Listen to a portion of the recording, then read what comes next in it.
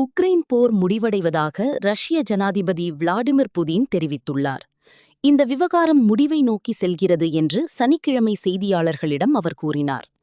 Ukraine ஜனாதிபதி ஜெலன்ஸ்கியை சந்திக்க தயாராக இருப்பதாகவும், ஆனால் அமைதி ஒப்பந்தத்தை இறுதி செய்வதற்கு மட்டுமே இந்த சந்திப்பு அமையும் என்றும் புதின் தெரிவித்தார்.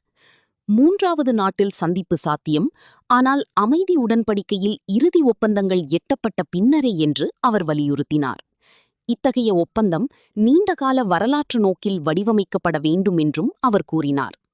ஐரோப்பிய ஒன்றிய தலைவர்கள் சாத்தியமான பேச்சுவார்த்தைகளுக்கு தயாராகி வருவதாக ஃபைனான்சியல் டைம்ஸ் செய்தி தெரிவித்துள்ளது.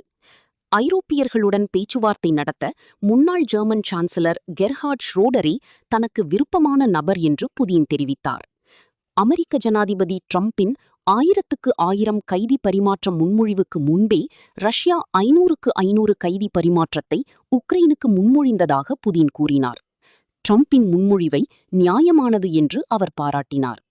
2022 தொடங்கிய போருக்கு பின் தொடர்பை துண்டித்த ஐரோப்பிய அரசுகளே முதல் நடவடிக்கை எடுக்க வேண்டும் என்று கிரெம்ளின் கூறியுள்ளது.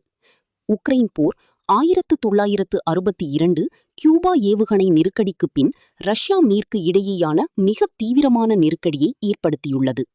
மேலும் இதுபோன்ற உலகளாவிய செய்திகளுக்கு வேர்ல்ட் நியூஸ் இன் பிரீஃப் தமிழுக்கு சப்ஸ்கிரைப் செய்யுங்கள்.